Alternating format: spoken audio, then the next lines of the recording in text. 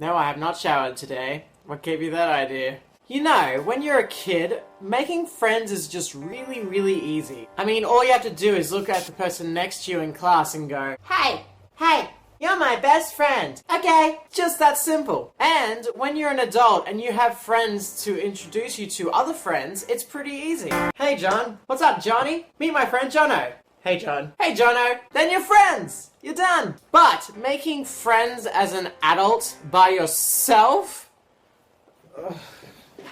It's so hard. And I'm not talking about, like, you know, casual friends, kind of like, you know, you're both working in the same workplace, so you just happen to make friends that way. That is also pretty easy. It's when you know you're going to become good friends with someone that it starts getting a bit weird. It's really weird because it's kind of like you're treating it as if it's a date, but for friendship. Friendship. And side note, it's especially weird in boy-girl friendships because there's this weird section of the relationship where you have to really give off huge vibes that you don't actually want to bone them. And you know what it's like. You say things like, you know, I love you. Oh, I love you too. But like, as a sister. Yeah, and I love you like a brother. Why are we so weird? You know that two-part episode in Seinfeld called The Boyfriend where Jerry becomes friends with Keith Hernandez but treats us as if it was like a relationship? I never thought I'd relate to this, but I do. When you start having that weird section of trying to become good friends with a person, you start having like really stupid thoughts like, well then, what if he thinks I'm like really, really weird? To which the voice of reason in your head reminds you, he's not your boyfriend. Oh.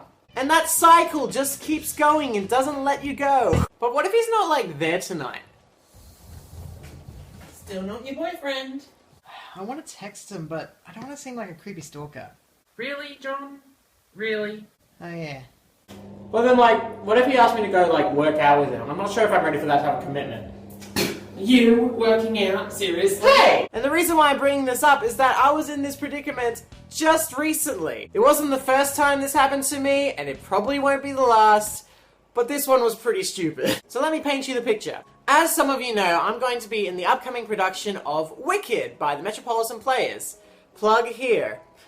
But it's seriously, 2,700 tickets have been sold, so they're selling fast. So if you want to check it out, get tickets now. And doing things like musical theatre stuff is a great way of making new friends. And we had this social outing after the first rehearsal, so, you know, get to know everyone. I'm not going to name names to protect the innocent, even though I'm pretty sure he won't actually care. But there was this one guy who came in, and it was friendship at first sight. You've had that feeling before. You see someone and you just know they're gonna be a really fun friend to have. Anyway, rehearsals went on, and yes, those examples I used before were legit thoughts I had about this guy. Because I'm weird and have social anxieties, okay? Please tell me someone else. I'm not the only person who's like this. And there was one particular instance that I was just like, what is wrong with me? Basically, we got to the point in the friendship where we were like, hey, let's grab coffee and just hang out. The afternoon arrives, I go and drive to the place that we meet, and he let me know in advance that he was going to be running a little bit late. I'm sitting in this car park for an hour and a half.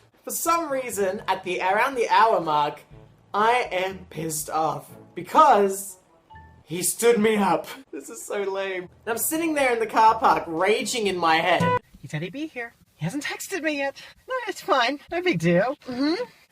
Oh, these people aren't looking at me like crazy people. They're probably thinking, oh, he's just suffering. You know, oh, he got left behind. You know, it's fine. It's not like it's cold outside. It's alright. He said that we were going to grab coffee. You know what? I don't even like drinking coffee. I don't even know why I even agreed to this thing in the first place. It's fine. Gosh, if this is how he treats his friends, how does he treat his girlfriends? God damn it. The hell is he? And I was just getting so pissed off at this guy. And because me and a couple of friends were going to drive down to Sydney that afternoon, I had to leave in like 15 minutes. So I just quickly texted him being like, hey, I'm gonna blah, blah, blah. And I'm still fuming in my head. Like, how could he do this to me? He stood me up! He stood me up! And it was only then that my mind finally clicked.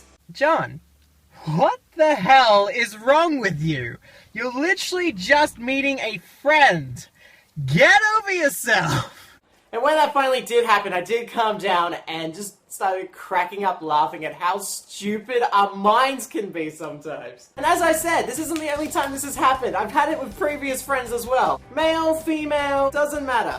I'm sure I'm not the only anxiety-ridden person out there who has these thoughts. And for those of you who care, we grabbed dinner and yeah, we're friends. Anyway, don't forget to leave a like, a comment, and subscribe, all that jazz, and I still don't know how to edit these videos.